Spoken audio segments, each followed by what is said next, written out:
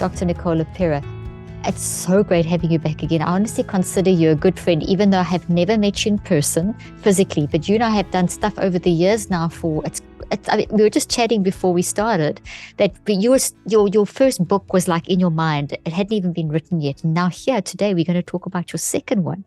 Welcome back to Cleaning Up the Mental Mess. You're amazing, and I can't wait to talk to you again today. Oh, it's been such an honor. And Carolyn, thank you for seeing so much value in my work from such an early point and being a supporter. And I cannot believe that now, yes, we are kind of like tenured in terms of our connection and our relationship. And Totally. As we were joking about beforehand, I'm holding the vision of us actually crossing paths in human form and me being able to give you a hug and maybe doing one of those then. But yeah, thank you seriously for seeing value in what I had to say from such an early piece. It is really everyone, I think, who, you and community that has even given me the opportunity now to be writing books. So I'm very grateful.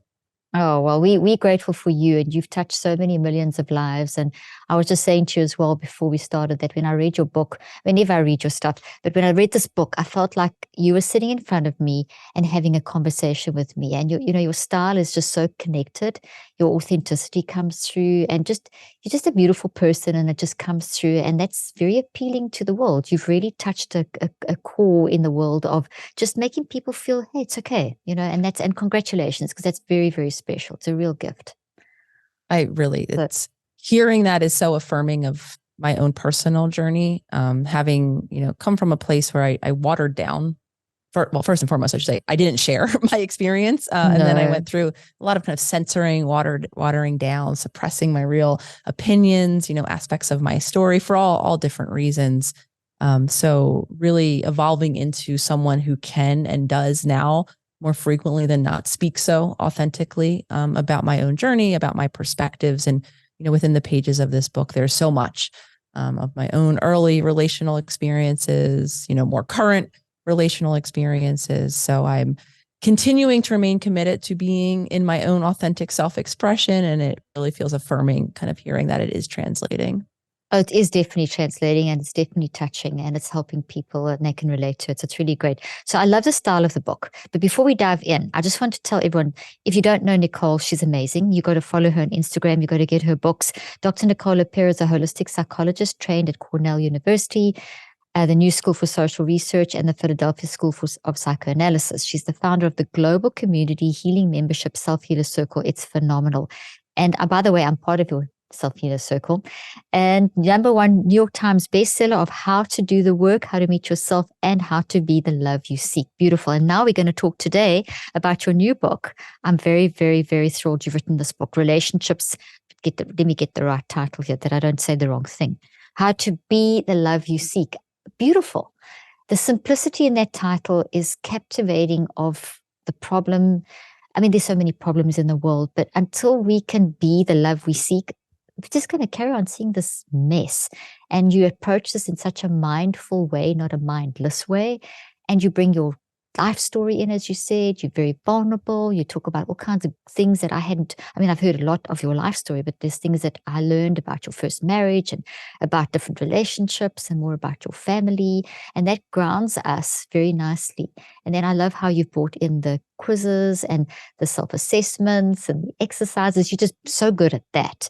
But How to Be the Love You Seek. Nicole, how did you even come up with that title? Tell us why you wrote the book. Dive in. The floor is yours. Absolutely. So for me, this kind of is a natural, intuitive extension in my own personal healing journey. I think as many of us become more aware of ourselves, more insightful, more consciously present, as I talk a lot about in How to Do the Work, I think it's really natural then to begin to focus within our relationships. And when we do that, I think what we end up seeing for a lot of us, even kind of as indicated in the subtitle, we see a lot of dysfunctional cycles and habits and patterns that many of us even see in our parents and in the generations that came before us. And it's really hopeful as I begin to see conversations about what a lot of us are calling cycle breaking, right? First identifying that there is kind of intergenerationality of these cycles passed on to us from our ancestors. And then obviously equally a focus on creating change. And a lot of even the curiosity and question into, well, why is this the case? Why are so many of us carrying these habits and patterns, especially for those of us that know that they didn't serve us in childhood, yet we continue to repeat them, even for some of us, despite efforts at changing them. Seeing this in my own individual relationships, as I talk a lot about, and seeing them when I was working much more traditionally, doing a lot of couples and family. I was loved observing and, exploring dynamics between individuals. And so when I would have the couples that would come into my room, the families that would come into my room, I continued to see, no matter how many, beautifully insightful conversations, mutual points of understanding in those sessions that I would have with couples or was able to facilitate with couples, more often than not, much like I was seeing it in my individual work, they would come back in week after week and report the same patterns, the same inability to change those habits.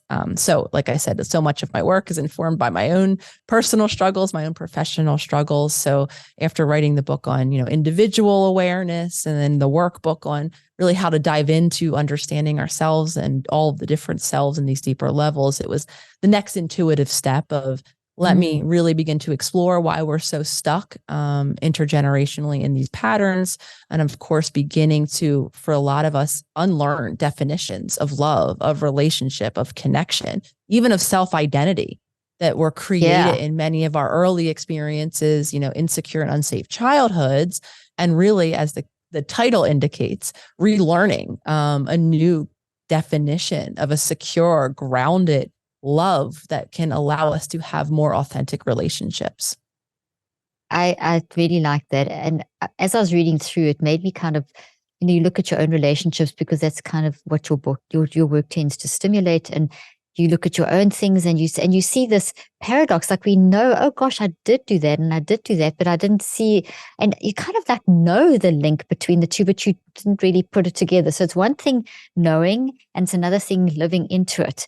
And I appreciate what you've done in the book in terms of, and what you do with all your work is that, yes, we can get the knowledge, but that chasm between the knowledge and the application is always the big question, and it starts with seeing it. So you build a nice bridge across that chasm to help people, which is really cool. So I love the fact that you started with your own story, and I like the way you've told lots of stories throughout. So do you mind just sharing that, because people always relate? It's always nice to hear, and how you saw lots of things and how it played out, and that's informed your work with people and so on, as you always say. Absolutely. And in terms too of insight, right? Kind of knowing our own story, the own cycles that we're repeating or on which we're stuck. And then the second step of creating change is breaking those habits, right? Doing things differently. I want to talk about that chasm just really quickly and acknowledge how for many of us, that's deep. It's hard, right? And I think your work so beautifully speaks to this in terms of the neurobiology, the neural wiring, and what really we need to do differently that changes while we're wired to create incredible amounts of change throughout our life. It's quite difficult. So for any listeners, just kind of beginning there to relieve maybe some of the shame, especially those of us that do see ourselves habitually repeating the same patterns in our relationships that we know don't serve us or our loved ones. Maybe some of us even hurting, through what we're saying and are doing, or what we're saying and what we're doing, those around us, right? Really understanding that while we can change, it is incredibly difficult to embody those new choices, because we do have to work with our body and learn how to tolerate different degrees of stress. And for many of us, even as adults, learning new relationships with our emotional worlds and how to navigate them and how to remain responsive instead of reactive in those very survival driven nervous system states. So for anyone out there who's like, oh, I'm still stuck in hole in that chasm, I want to hopefully relieve some of maybe that shameful, critical voice that you might be experiencing. And this really maps onto my own journey. Before I even became aware of the role that I was playing, I think I was like probably many of you listening. I entered my first relationship when I was 16 years old. I think I was what many of us kind of refer to as a serial monogamist, which meant outside of a couple months between relationships, I was always happening into another relationship. And throughout relationship after relationship, well into my 30s, I ended up feeling somewhere into the relationship, the language that I would use, often in complaint to the partner I was with at the time, was, I don't feel emotionally connected. I don't have the kind of depth, the feeling, the intensity, the thing I'm looking for that I imagine means I found the right person.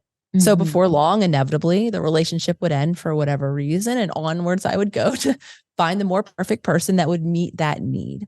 Yeah. Always assuming it was I picked the wrong person or there's something that they're lacking in terms of their ability to emotionally connect with me in the way that I felt I needed. And it took me well into my 30s when I was training at the Psychoanalytic Institute in Philadelphia, where I really began to explore my role in why I was possibly feeling so emotionally disconnected from those around me. Not just pointing the finger that I was picking the wrong person or it was something they were doing or not doing, but saying, why is this such a pattern in my life? And the awareness that I was gifted with begrudgingly at first at that time was that the reason that I was so emotionally disconnected, and perhaps those listening that are like, yeah, I feel lonely even though I'm in a relationship, or I don't feel connected, or I don't have that sense of love and support that I imagine I'm supposed to get. I don't feel accepted, whatever it is, whatever the language is. The reason for me was because I was emotionally disconnected from myself. Beginning in early childhood, when my mom wasn't able to create that safe and secure emotional connection with me or to attune to me and my emotional needs specifically, my physical needs were met. And this is why for many years it was very confusing to me. I thought I had a happy, healthy, connected childhood because I wasn't aware of how impactful not having and how much we need as children, our nervous system in particular, physiologically needs that safe and secure emotional attunement, that nervous system to connect with and help us down regulate when we're stressed out or when we're upset. So in protection, as all of us will do in childhood, we'll adapt and our nervous systems will begin to protect us from the near constant stress that is caused when you don't have that emotionally immature, attuned parent, which for me, it wasn't that my mom was ill-intended or, not well-meaning.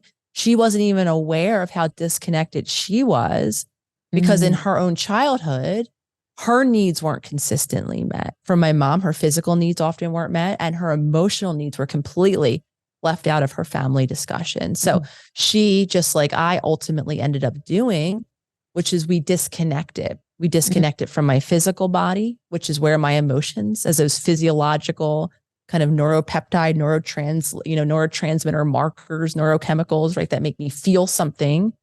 I was emotionally and physically disconnected. So when I was relating to those around me, I was away on my spaceship, like I like to describe it.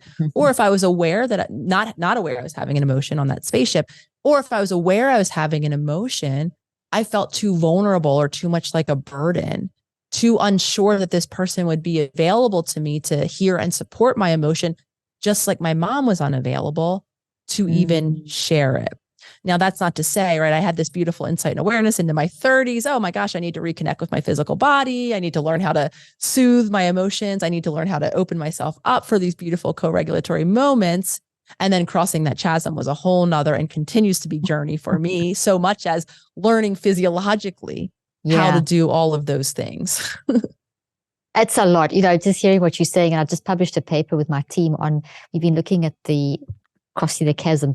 We've been looking at the time it takes and the whole to create that change that's going to create the psychoneurobiological change. So the change in our body, the change in our brain and the networks in our mind.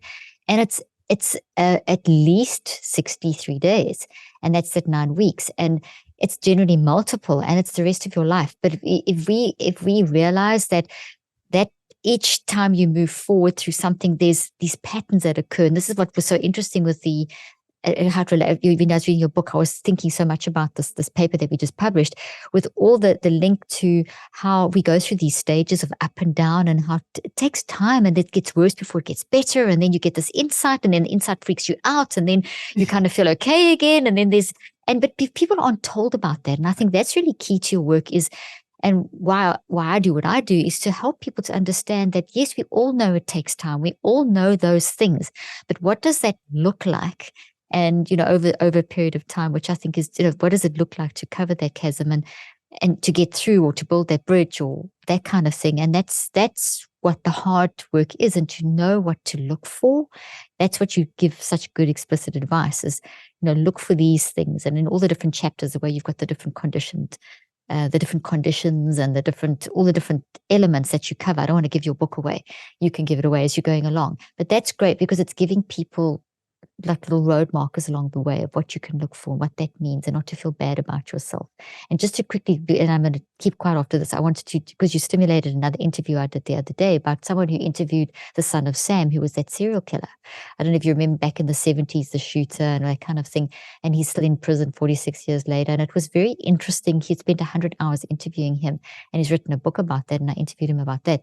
But what was interesting there was you speak a lot about attachment, the attachment archetypes and all that, that your work, and that's a big part of how you help people understand. And that primal bond, that was one of the key things, because Son of Sam, who, if those of you don't know, back in the 70s, shot a lot of people, and it was just really ugly. And it was one of the first of that kind. It was an anomaly at that time. Now it's common every week, kind of, to have shooters. But the primal bond was broken, and his biological mom couldn't keep him because of her circumstances and gave him up. And the adopted parents were wonderful, loving, met all the needs, but never told him that his biological mom was still alive, told him that he had died. So there was a sense of the identity issue. You've got a whole chapter where you talk about the identity thing. And the self-love. And as I was reading this book, I kept thinking about this example, not justifying the action. Obviously, not everyone who's had a broken primal bond or is adopted is going to land up being a serial killer. It's a very, very small percentage. But it just goes to the impact of understanding, we're not blaming, like you're not blaming your mom.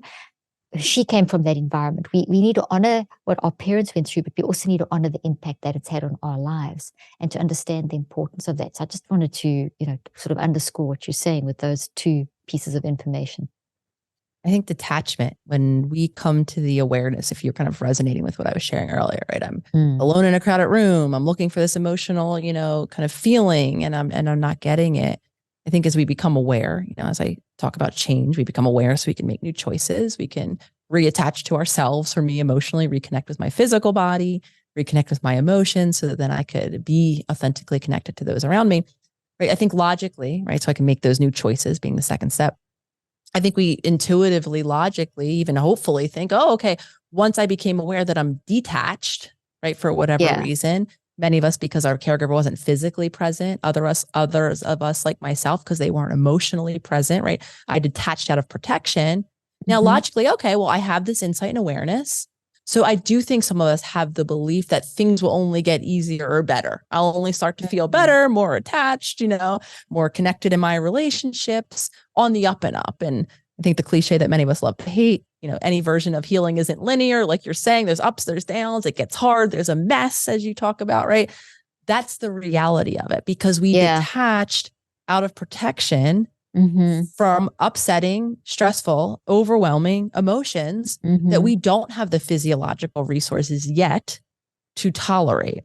So not only as we become more conscious of ourselves in each moment, seeing the habits and patterns that are coloring the day, becoming more consciously connected to our physical body, more connected to those physiological sensations of stress, upset, overwhelm, it becomes increasingly harder.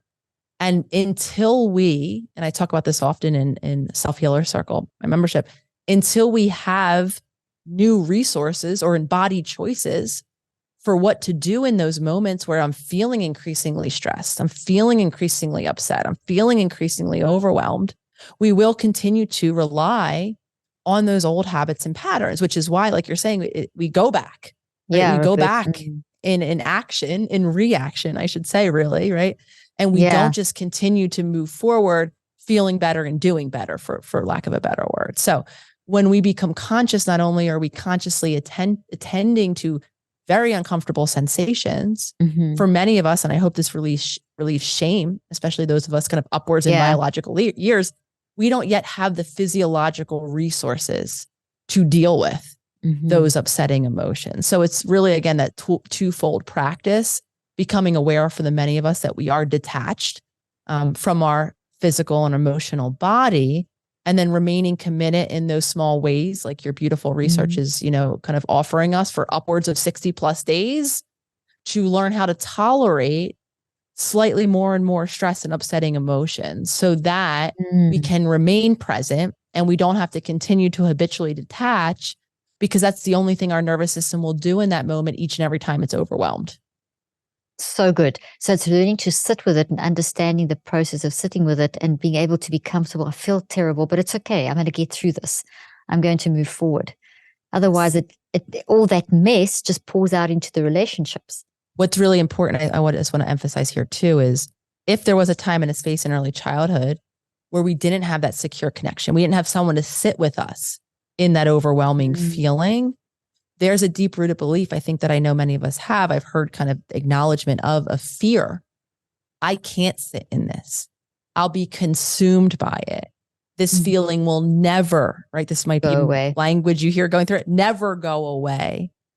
I am totally alone in this. And again, a lot of those beliefs there's many others, but just of the few I just mentioned are grounded in, not to shame ourselves, our very real lived experience of it being completely consuming and overwhelming, of us actually being alone in it, of maybe it not having gone away, because many of us are feeling the same sadness and grief that we felt in our childhood. For me, I'm feeling the same emotional loneliness even to this day in moments.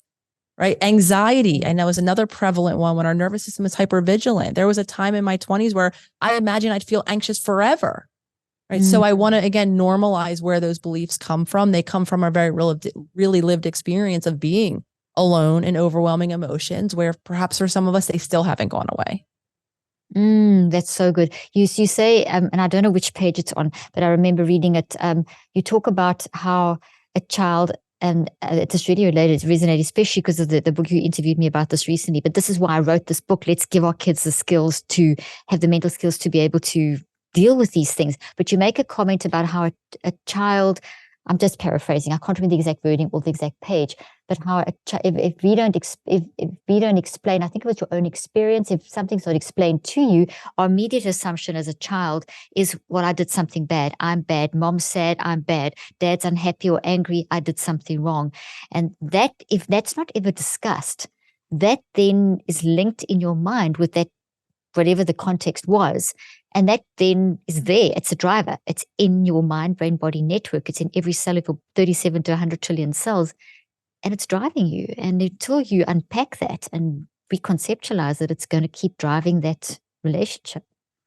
The most impactful thing is when that belief, I'm unworthy, I'm unlovable, I need to be less or more of whatever it is, right? What's, I think, more problematic and pervasive is when that gets blown out of even the context of childhood and it gets attached to our identity and then translates into what I call, right, these conditioned selves or these habitual ways of being. And if, in that early stages of development, when our brain is emotionally immature and is egocentric, will, as all of our brains will do, try to make meaning of and understand the events around us without the maturity to zoom out that we gain, perspective in childhood to know all of the different reasons why a parent might be physically present or present in a particular, maybe abusive way, maybe physically absent, maybe emotionally absent, maybe emotionally overwhelming or reactive, right? Where the whole world is stressed and you feel like you're on eggshells for the next emotional eruption. In those early developmental years, right? That context gets attached to person, right? Identity, because what the meaning will assign is I'm the cause. There's something inherently when mom or dad isn't showing up for my physical or emotional needs, or when they're overstepping my boundaries or abusing me or neglecting me, right? I will land on the meaning or the cause being me. I need to be a different way. I need to show less of this. I need to walk around on eggshells. I need to tend to their needs to try and avoid their emotional reaction before it happens. And then because at our core, what we're essentially telling ourselves is, I'm unworthy of having my needs met. I'm not lovable unless I'm being this certain way, right? I'm not worthy of having a safe and secure connection where I could just be myself, or even having maybe an adult present at all, or one who doesn't abuse me in whatever way, right? Then that becomes an aspect of our ego or our core identity, where we continue to march along life, losing that ability to zoom out. And at our core, we feel unworthy in the same way that we did. And we continue to modify ourselves in the same way that we once did. And again, like all of this is wired, as you beautifully teach, into us, kind of our neurobiology, our physiology. And many of us even repeat it in terms of, and maybe even take pride in it in terms of our identity, right? Now I'm a caretaker because that's how I think I'm selfless and I'm serving other people. where I'm putting myself last and neglecting myself for everyone else. And, that I think some of our identities get celebrated. For me, it was achievement, right? Living in a society that very much values degrees and certain levels of achievement, right? That identity that was born in that childhood where my mom wasn't able to be emotionally present to me outside of moments of achievement became who I knew myself to be, which is why I felt so empty and unfulfilled as I checked the final box of achievement somewhere in my 30s, had a relationship, had a private practice, had the letters after my name. And I felt really shameful at the same time because I didn't feel connected or fulfilled by the life that I'd worked so hard to create. And again, all of that was this conditioning that gave me a sense, or so I thought was going to give me a sense of worthiness once I just did this one last thing. And how many of us listening even tell ourselves, like, I can be happy when, right? If I just do this, if my life and when my life looks like this, I'll be able to feel. And a lot of that's just a function of this idea that was created in childhood out of necessity, out of adaptation, where the probability was that you did have to modify yourself in some way and that you're possibly not living in your full self-expression, or you would feel more connected, more grounded, and more day-to-day life. So good. If I may, with your story, your mom was very ill, and your dad was the only breadwinner, and so there was a lot of restriction and control and food control and all kinds of things. And so there was so much crisis in health that's where you didn't your own needs were, if you, like your best friend who got beaten up and you weren't able to share that and you lay in bed crying. And so that all kind of built up to this whole thing of you seeking after helping others. Like the profession you went into is always, okay, I'll put me back. I'm just there. My role in life is simply to serve others. Now it's good to serve others. We, as humans, it's not about us, it's about us in the world. But you can't do that from a place of, if you have the void, you had like a huge void in your life, and that deep spiritual part of you was not connected. And so, as you say, you got all the letters, you got everything, you achieving, and externally it seems like, what's going on. And Nicole, this is just so many people. It's not, this is more common than it is uncommon. It's just this external validation, and it's not always just, I'm not blaming every mother and every parent, because you can grow up in a perfect home and someone says one statement to you. I mean, I've had some of my patients who really, they got all the emotional support, but they had a statement made that just threw them off, and it threw them off for the rest of their life because the weight of that impact of that statement that shifted. And if we don't teach ourselves to stand back and observe and look and see, and I feel like I'm telling you a story that you should be telling. I really appreciate it. I think what many of us are calling, I think what you said was kind of beautifully wise in terms of these ideas of service, selflessness. I think it's wrapped up in that. I think what many of us have been conditioned to believe, put it this way, that is service, or that is being selfish, is actually an act of our survival. Sometimes our physical survival. Yeah. More often than not, our emotional survival. And I have come to learn one of the aspects of, not having that emotional connection in my childhood. So being very externally achievement driven, not having that emotional, right, connection to just essentially be who I was. Yeah. In other people was kind of coupled hand in hand with this idea of, because I didn't have space for my emotional needs, I felt very insecure and vulnerable sharing emotional needs. Yet, right, I would have this idea that doing that would be a burden. And I almost prided myself on, whether it was within my family. I became known as nothing bothers me, Nicole, in my home, right? Seemingly, like you shared, having witnessed my friend get violently jumped one night, not bringing, right, that state of need to my core immediate family. And then I repeat it in a lot of ways, thinking I was doing what's best for them by not upsetting or worrying. Right? I don't want to worry my mom. I don't want to have them worry about me. I brought that same pattern, thinking I was being compassionate, being in service of others, right? If I don't have needs, if I just defer, whether it's anything from what we're going to do to spend our time, what you want to eat for dinner. No, what do you want to eat for dinner, right? Not making my own kind of say and kind of what my body might physically need. Emotionally, never really bringing those to the table unless I was complaining that I was emotionally connected, right? Like I was sharing earlier, thinking all of the while that I was being a good daughter, a good sister, a good partner, a good friend, that I was living in service. And until I understood the role of our nervous system and how foundational our physical needs are, our emotional needs, giving space for our emotional self-expression and gaining the support that we need in those moments, what I came to realize is this identity that I was priding myself on, right? Being in care of and service, the non-burden participant in all of my relationships who just worried about achieving and making everyone happy, was actually a function of my survival mode, right? It was what I felt I had to do, not disappoint you or else you'll leave me, right? Because one of the aspects of my mom, unable to tolerate her own emotions, when she was upset with what I was doing, with how I was expressing myself, in childhood, with what I was saying, she would shut down emotionally and give me what I'm sure many of us might have lived, the silent treatment. Oh gosh, yeah. Right. So for me, this kind of perception management, well, then I won't say things that might upset you, because what that has done in childhood is created a disconnection in the most important relationship I need. So now in my adulthood, just like I was sharing at the beginning, in my professional life, in my personal life, I won't say things that might upset people, that might disappoint people, that might be not what they want or need from me in this moment. I will not express my needs, especially in moments where they go against, whether it's what to eat for dinner or whether or not I want to be active one day or not active and the other person wants differently, right? Because it could upset or disappoint. And all of the while, I think I'm putting you first in service. Really, I'm just surviving in the only way that I knew how. And on a very surface, I'm managing what you think of me because I'm not telling you or sharing with you the truth of how I feel, what I'm thinking, what I'm wanting, what I'm needing, what I desire, right, in any given moment. So again, I think a lot of us have this conditioning. We think we're a good person. We think we're selfless.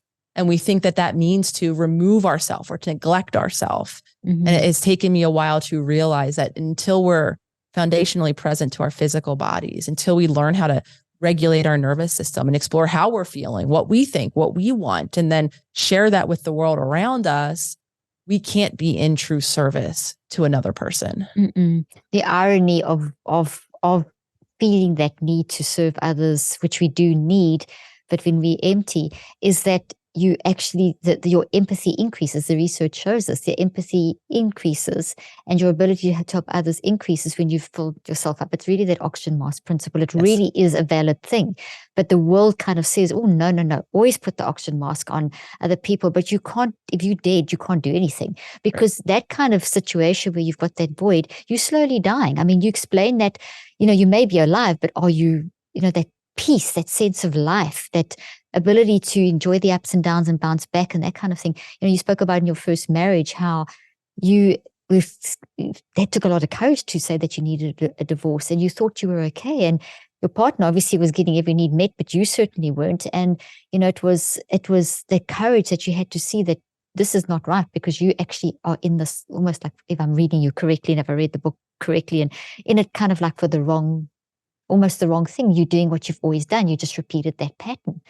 So it was kind of an epiphany for you from what I can see. I think the most relationship damaging byproduct of removing ourselves or suppressing our wants and needs or our self-expression in a relationship is the resentment, the anger. That's anger, right? Is the kind of biological marker, physiological marker that, messenger that tells us when our needs are going unmet or when our boundaries are being crossed or we're being violated, right? So after years of this, and I think many of us begin to feel very resentful of our loved ones, our family members, our partners, our romantic partners, our professional relationships, right? And we could either get explosively angry at them, erupting at any kind of small, happening because we can't control all of that pent up anger and frustration at not having had our needs met. Some of us go down a more kind of passive route or passive aggressive route about it.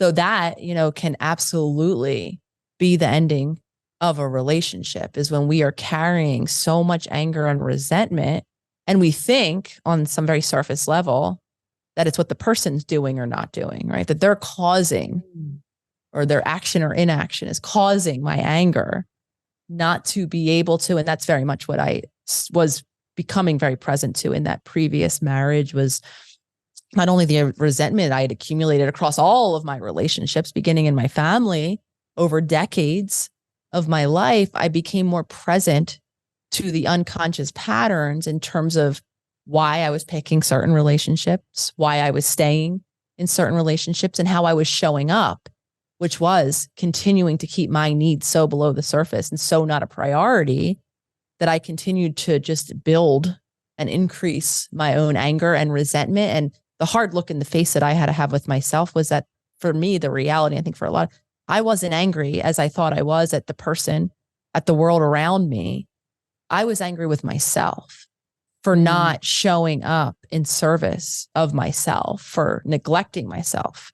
Some of us for sabotaging ourselves, right? Others for betraying ourselves.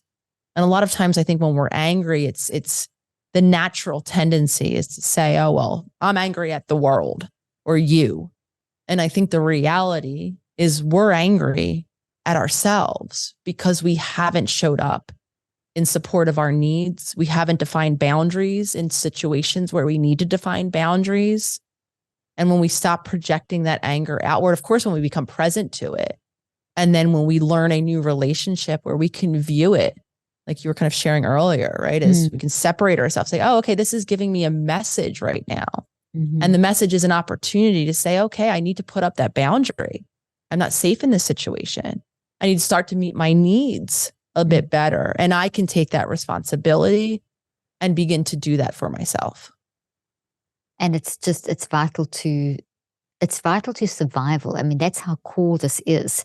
And it's not being selfish. It's actually being unselfish, because you eventually, as you say, that because it's going so contrary to our wired for love nature, that your whole title, and it's scientifically, we talk about it as being wired for love, because it's so contrary to that, it creates that anger, as you say, towards yourself, towards others. So it ends up boomeranging. So the caretaker turns into the angry person, and it creates all kinds of other resentments and whatever. And you talk so much about the body response, and I'm sure you're aware of this, but every single cell of our body, 37 to 100 trillion cells of our body, every memory that we have, that we experience with our mind, that goes into the mind. So our mind experiences, we build it into one part of the mind and into the brain and into 37 to 100 trillion cells as these little protein carpets. And if it's destructive and we don't deal with it, it's bigger and bigger. We've got all these broken, the carpets unroll, literally creating all that vulnerability in our body. And eventually that becomes the body signals, that's our body screaming, please pay attention, because that memory is inside of this physical thing. You explain that beautifully in the book, and you give a lot of tools on how to read those signals, which are so great. The most empowering awareness and then embodiment practice that we can have is to begin to reconnect with our body so that we can attune to the messages that it's constantly sending, right, to our mind all the time. And then let's expand this to our others, our loved ones, to our relationship, and to our communities in the world around us, because we are a signal, like we're an energetic being. And just like that resentment example kind of we were describing, right? All of this anger and stress in my body, like you're beautifully describing, in my cells are sending out an electromagnetic message in this through the state of my nervous system, right? A stressed nervous system is hit like dominoes. When I now interact with those around me without even saying anything, their bodies are going to register. And I think a very common example is, I'm sure many of you probably maybe walked into a room after a stressful event happened, after a fight happened, and the two individuals might not even be saying anything to each other anymore, but you can feel that something went down that wasn't positive in that room, right? And it's not magic. What you're feeling, no, it's real, are the nervous systems communicating, right? The stress and the tension that someone's carrying in their body. So when we're walking around, again, even more of a PSA in terms of why it's important to make sure we're caring for ourselves and our needs. When we're walking around resentful and angry with unmet needs and or boundaries that are being violated, we're sending signals of stress. So even if we want to show up as a calm, grounded presence for our loved ones, for our children, right? Just within community, in service to others, the message we're going, or our body, the powerful message our body is going to be sending is that we're not safe. We're a threat, right? And then their nervous system is going to ping. And this is why, kind of back to the beginning and the concept that led into this book, this is why we're so stuck in relationships. Because what's happening for many of us is we have two dysregulated nervous systems, feeling threatened, feeling stressed, oftentimes based in past experiences and their similarity, because we're carrying all that energy in our body, communicating with our mind, applying the same meanings. I'm not worthy. I'm not being cared for. I'm not being considered unless I, right? And now in our stressed out, dysregulated state, I'm trying to have a grounded, calm, responsive, insightful, right? Build that bridge over the chasm conversation with someone else. But my nervous system is sending a signal that it's not safe here. You're not safe to express yourself. I'm not someone that's safe to connect with. And then their nervous system is going to go down that same habitual neurobiological pathway that their nervous system does when they are threatened or unsafe, which can even for a lot of us be right. If I'm with someone that if I'm someone who has an abandonment wound, physical or emotional, and if I'm with someone who the way they've learned to create safety in childhood was to distract themselves or to distance themselves from their emotions, leave the room, change the subject, right? Go far away on the spaceship that I used to live on where they're physically there, but you could feel their blank look in their eyes. They're not emotionally there. Now, when they're doing that unconsciously to create safety, because what I'm saying or doing or sharing is overwhelming their nervous system, now my abandonment wound is going to be activated because they're changing the subject. They're scrolling on their phone. They're not actually listening to what I'm saying. Are you there? Are you present? Right? So now I'm going to feel abandoned in this moment of upset. And now what they're doing to create safety for themselves, that habitual way at least, is going to continue to fire up my reaction. And then for a lot of us, we spin in this cycle. And that's what I would see in the clients that inspired this whole work and line of thinking. And, we're going to continue to cycle in those ways with the same partner, unable to find new solutions or to, kind of down regulate in these moments. And we're just going to pass on these cycles or these patterns throughout generations. Oh, absolutely. And it passes through the sperm and the ovate. It's epigenetics. It actually physically happens. That whole energy thing, we're feeling it in the room and that kind of thing. We literally our messy mind is our biofield, and that embodies our brain and our body. And a messy mind, messy brain, messy body. That's what people are picking up. So those toxic thoughts or those experiences, they're wired. They're in those little protein carpets in our soul. They're in this messy mind. But we can step into a wise mind, which is what you guide us through in your book, is stepping out into the wise mind and analyzing this mess and deconstructing it. And I'd love us to chat a little bit about, just like you talk about, maybe some of the techniques. Maybe I don't know which chapter did you want to maybe start with Nicole, this is up to you, but maybe the conditioned selves. And that, because you mentioned that earlier on, and you've got like maybe to walk us through a little exercise or something like that. Absolutely. So people can see like, what can we start doing about it? Because what can people start doing about this? Yes, I relate to everything that Nicole's saying, and it makes sense. And now what's one of my first steps? Obviously they must get the book, but what is something that they can start doing?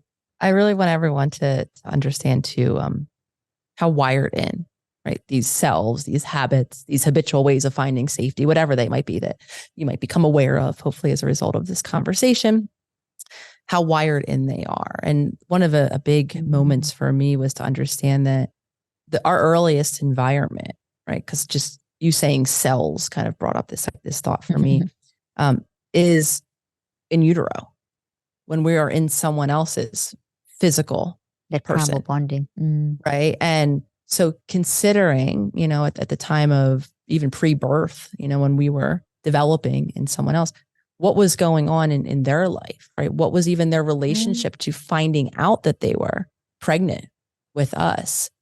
Because, some of us might have been, as I was, unexpected pregnancies. Some of us might have been unwanted pregnancies. Some of us might have been very joyfully, waited for pregnancies beyond kind of what was our parents' relationship with, the information and news that we were developing inside of them.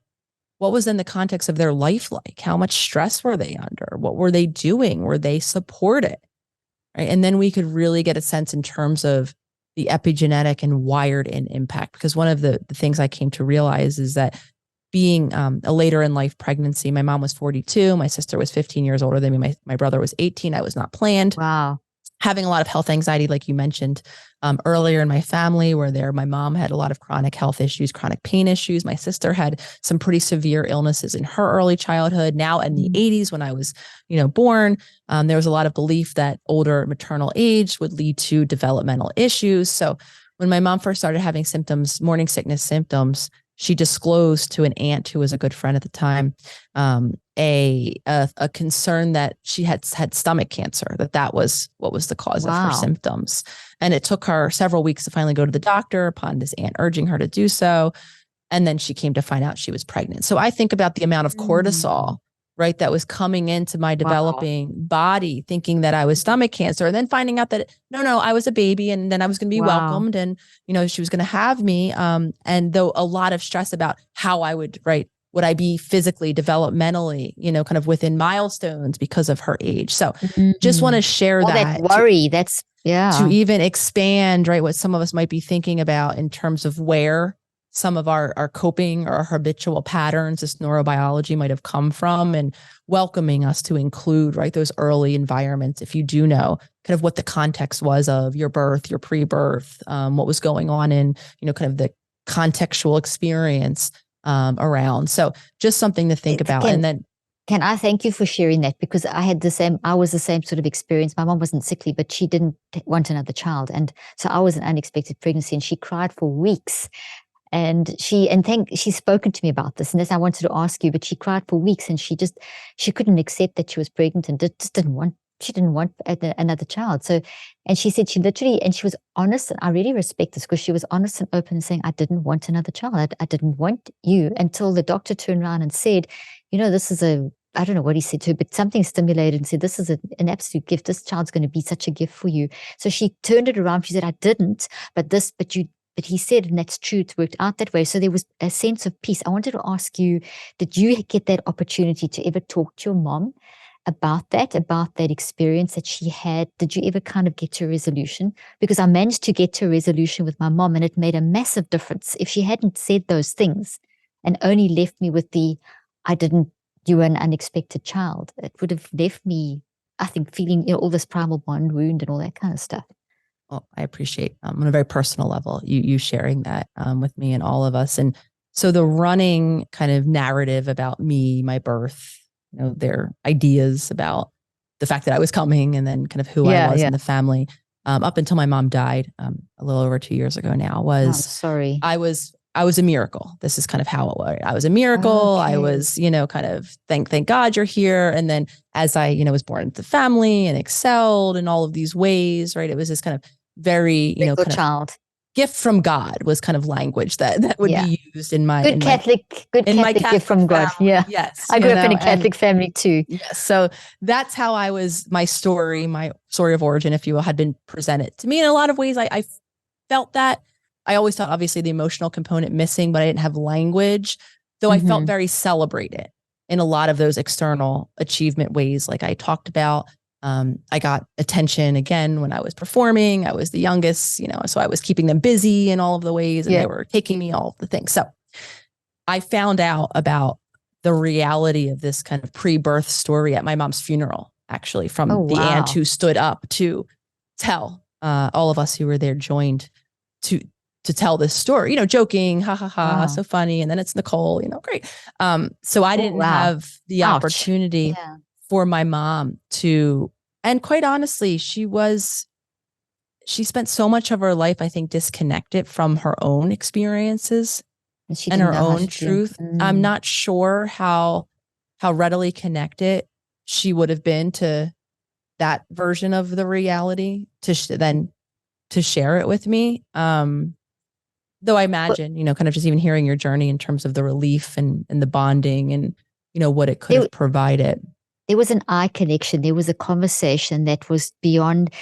There was something spiritual that happened in that moment, and it gave me that release. And that's what's missing, I think, in what you're trying to explain. I was trying to not that we're comparing, but it's to understand that. But if I didn't get that, it's because you can say you're a miracle, and you're a miracle, but there was something missing. That's what I'm hearing you say. There was that spiritual, her looking you in the eye and saying, "Hey, you know what?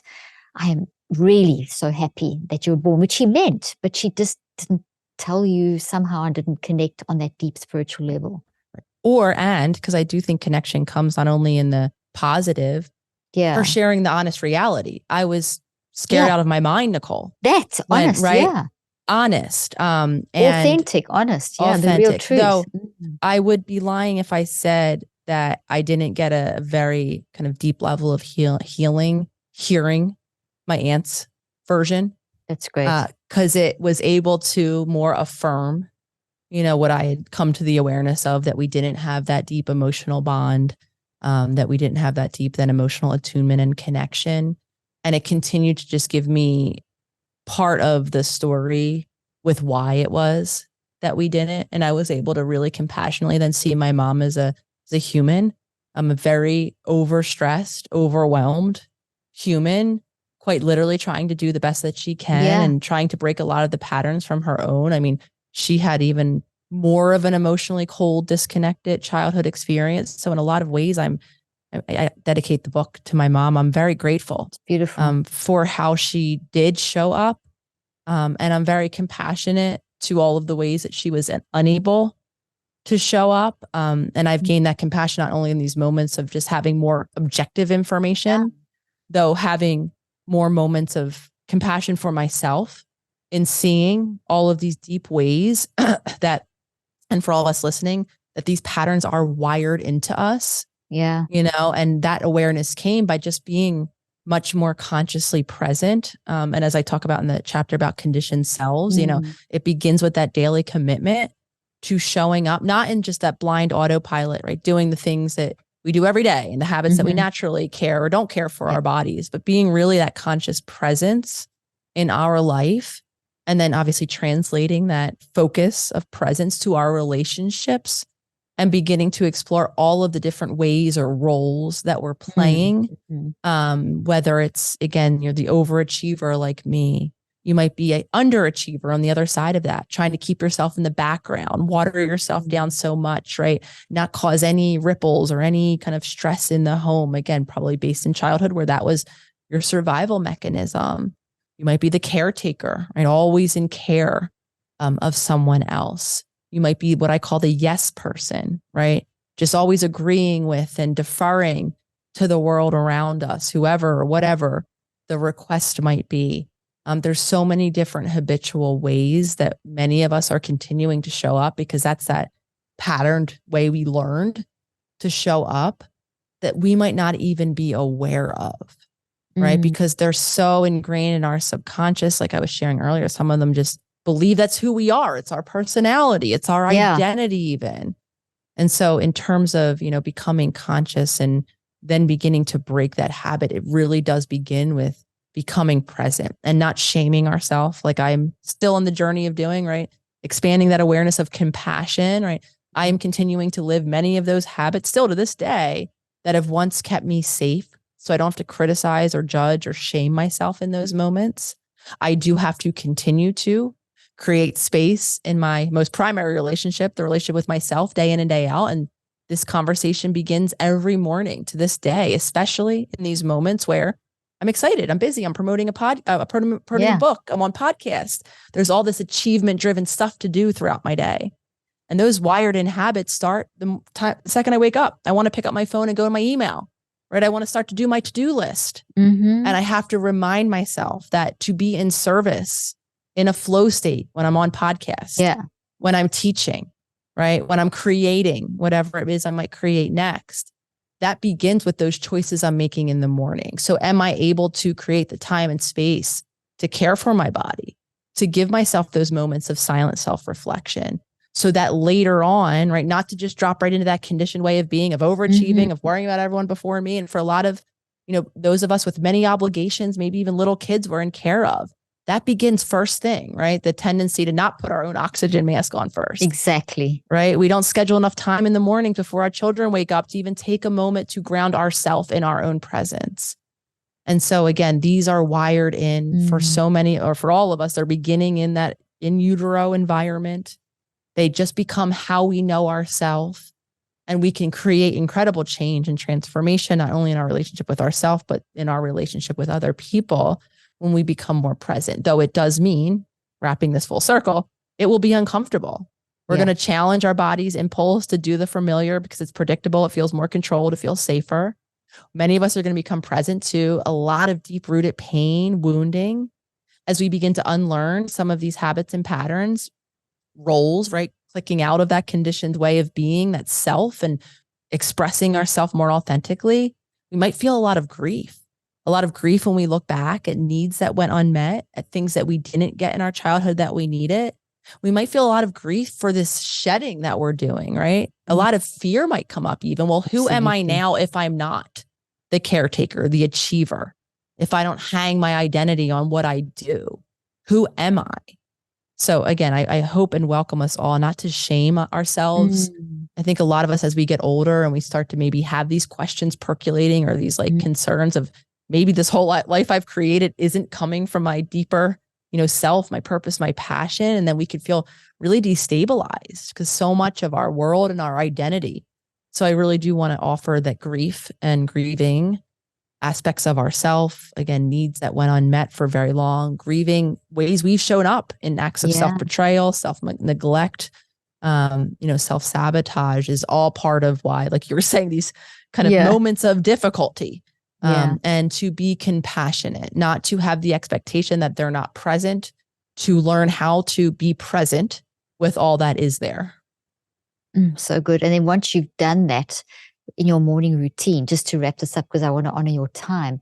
So that to be present to it, so beautifully said, and it's so clearly laid out in the book, what would be the next step? Because once you're aware, you need to do something with what you're aware of. Then, and again, as you talk about too, in terms of habit change, the more we walk out of that familiar zone, right? The more many of us very naturally, I think, we become aware of a lot of things. So we're like, oh, I'm going to restructure life from top to bottom. Starting tomorrow, I'm a new person. The more we kind of expand out of that comfort zone, the more we're going to stress our physiological body. And if we don't have the tools to navigate how stressful change will feel, how all of those emotions will be when we're actually present to them, we're going to set ourselves up to fail, to go right back into those old habitual ways.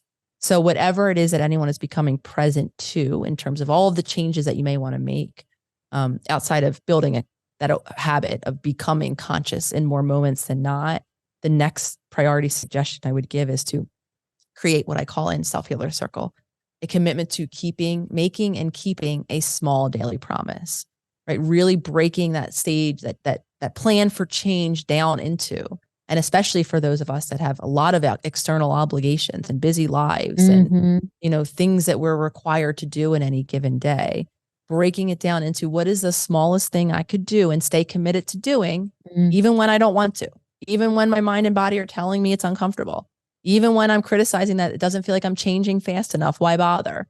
That I can stay committed to, like you said, those 60 plus days to begin to create that as a new habit, or to make that new choice consistently enough to actually lay down some of that new neural hardware, to create it into the habit that over time, right, can become who you are, right? A new state of identity. Oh, beautiful. And on that note, we've just kind of touched the tip of the iceberg. And Nicole, thank you again for your work, for this beautiful, enlightening conversation that I know has freed so many people, as it always does. And I always get excited to not say goodbye, but the French au revoir, till we meet again in person, hopefully. Thank you so much for joining me today. It's been so good, as usual. Course. Carolyn, thank you. I love our conversations. I'm holding the vision, like I said, of joining together in person. Thank you all for being curious, for clicking on this episode, for listening if you're just meeting my work, for continuing to follow along and support, because it gives me not only the opportunity, of course, to continue to write books and have these conversations, but it gives me such hope for all of us, for the work you do day in and day out, Carolyn, for your community that, is now so big and global and growing. So many of us are interested in these conversations around breaking the cycles. And for me, it's just it gives me such a hopeful view, that I know oftentimes when we look out at, things that are kind of contextually happening in any given moment, it can be hard to have hope. But this is why that I continue to hold on to that hope. And it's all of you. Oh, well, thank you. And where can people get hold of your books and find you? And the books, I'm hoping, are across most major book retailers. I put up a website, howtobetheloveyouseek.com. that will kind of list several major retailers that I know will have a copy of the book, though I welcome Fantastic. you. I love supporting local. So go check your local bookstore. Hopefully they will have a copy or two on site. And of course, come follow me across all the different social media platforms. I'm talking about this stuff day in and day out. We have an incredibly beautiful community, again, to relate to maybe better understand yourself, and to, for many of us, begin to develop these authentic connections that I know we're desiring so deeply. Oh, thank you. Thank you so much again. And as you said, till we meet again. Till we meet again.